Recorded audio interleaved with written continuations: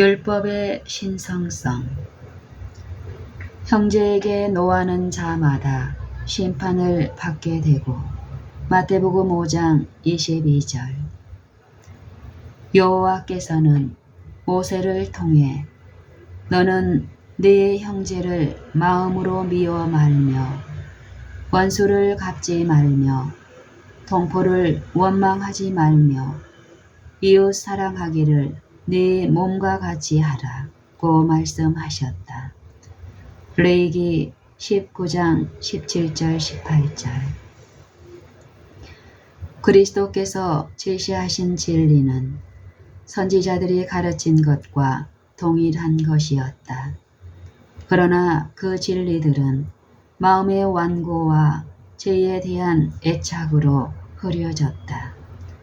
구주의 말씀은 청중들에게 다른 사람을 범죄자로 정죄하는 동안에는 그들 자신도 똑같은 죄인이 된다는 사실을 보여주었다. 왜냐하면 그들 역시 악의와 증오를 품고 있기 때문이었다.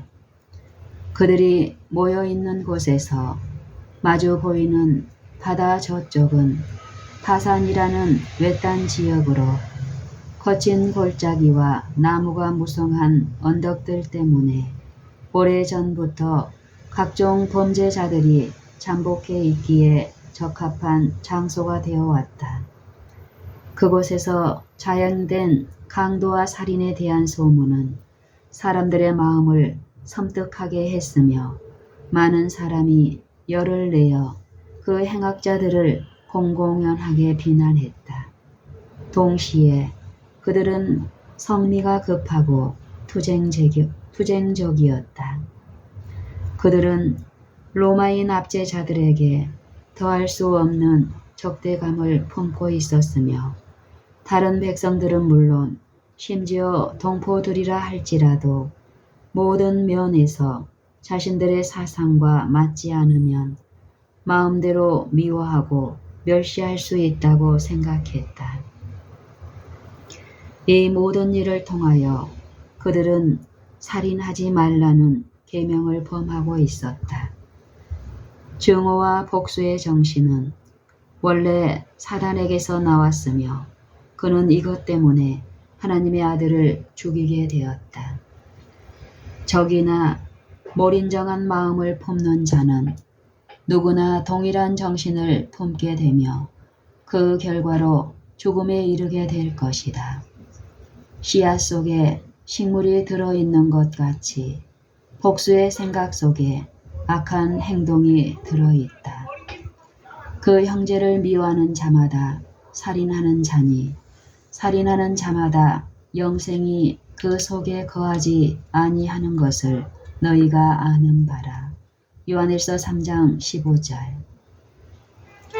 형제를 대하여 라가라 하는 자는 공회에 잡히게 되고 우리의 구속을 위하여 당신의 아들을 선물로 주심으로 하나님께서는 각인의 영혼을 얼마나 높이 평가하시는지 보여주셨다. 그분께서는 사람에게 서로 경멸하는 말을 마음대로 할 수 있는 자유를 주지 않으신다. 우리는 주위에 있는 사람들에게서 결점과 약점을 본다. 그러나 하나님께서는 모든 사람을 창조를 통한 소유와 그리스도의 보배로운 피의 지불을 통한 소유, 곧 당신의 이중적 소유로 주장하신다. 그분의 형상대로 지음을 받은 모든 사람, 심지어 가장 타락한 사람까지도 존경과 친절로 대해야 한다. 하나님께서는 그리스도께서 위하여 목숨을 버리신 한 영혼을 모독하여 한 말 한마디에 대해서도 우리에게 책임을 지우실 것이다. 누가 너를 구별하였느뇨? 네게 있는 것 중에 받지 아니한 것이 무엇이뇨? 네가 받았은즉 어찌하여 받지 아니한 것 같이 자랑하느뇨? 고린도전서 4장 7절. 남의 하인을 판단하는 너는 누구뇨? 그 섰는 것이나 넘어지는 것이 제 주인에게 있음에. 로마서 14장 4절. 미련한 놈이라 하는 자는 지옥불에 들어가게 되리라. 미련한 놈이라 하는 자는 지옥불에 들어가게 되리라. 구약 성경에는 미련한 놈이란 말이 배교자 혹은 자기 자신을 악의 지배에 맡겨버린 자를 자칭하는 데 사용된다. 예수께서는 누구든지 형제를 배교자 혹은 하나님을 해방하는 자라고 비난하면 그 자신 또한 동일한 정죄를 받기에 합당함을 보여주는 것이라고 말씀하신다. 그리스도 자신도 모세의 시체에 관하여 사단과 싸우실 때 감히 회방하는 판결을 쓰지 못하셨다. 유다서 9절. 만일 그렇게 하셨을 것 같으면 사단의 뜻을 반영하는 것이 되었을 것이다. 왜냐하면 비방은 악한 자의 무기이기 때문이다. 성경에서 사단은 형제들을 참소하던 자로 불린다. 계시록 12장 10절. 예수님은 사단의 무기를 하나도 이용하려고 하지 않으셨다.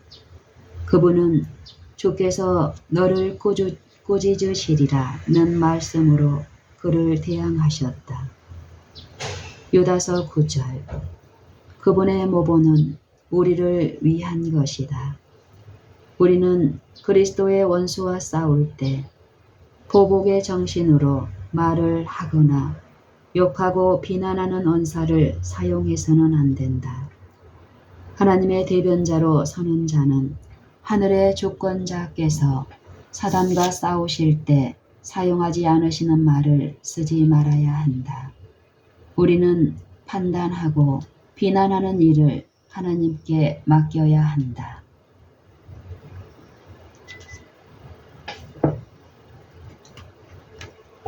옛 사람에게 말한 바 살인치 말라. 누구든지 살인하면 심판을 받게 되리라 하였다는 것을 너희가 들었으나 나는 너희에게 이르노니 형제에게 노하는 자마다 심판을 받게 되고 형제를 대하여 나가라 하는 자는 공회에 잡히게 되고 미련한 놈이라 하는 자는 지옥불에 들어가게 되리라. 그러므로 예물을 제단에 드리다가 거기서 내 형제에게 원망 들을 만한 일이 있는 줄 생각나거든 예물을 제단 앞에 두고 먼저 가서 형제와 화목하고 그 후에 와서 예물을 드리라. 너는 송사하는 자와 함께 길에 있을 때에 급히 사화하라. 그 송사하는 자가 너를 재판관에게 내어주고 재판관이 관에게 내어주어 옥에 가둘까 염려하라. 마태복음 5장 21절로 25절까지.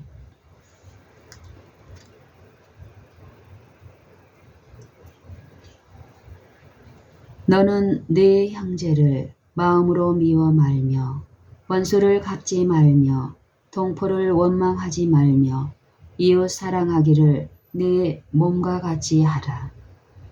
레위기 19장 17절 18절.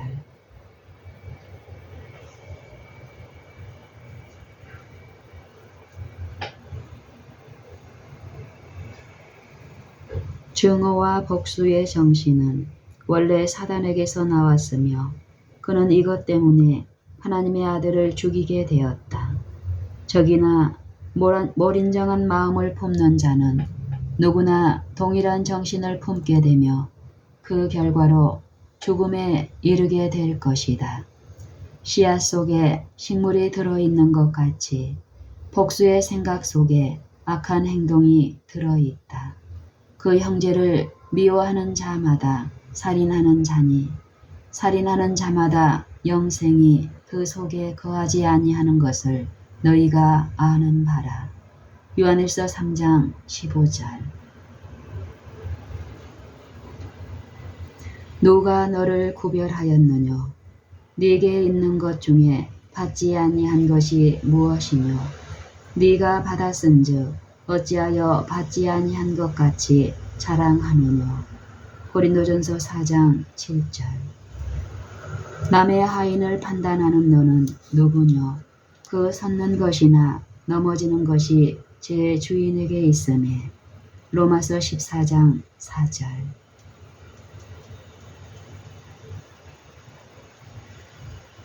그리스도 자신도 모세의 시체에 관하여 사단과 싸우실 때 감히 해방하는 판결을 쓰지 못하셨다. 유다서 9절. 만일 그렇게 하셨을 것 같으면 사단의 뜻을 반영하는 것이 되었을 것이다. 왜냐하면 비방은 악한 자의 무기이기 때문이다. 성경에서 사단은 형제들을 참수하던 자로 불린다. 계시록 12장 10절.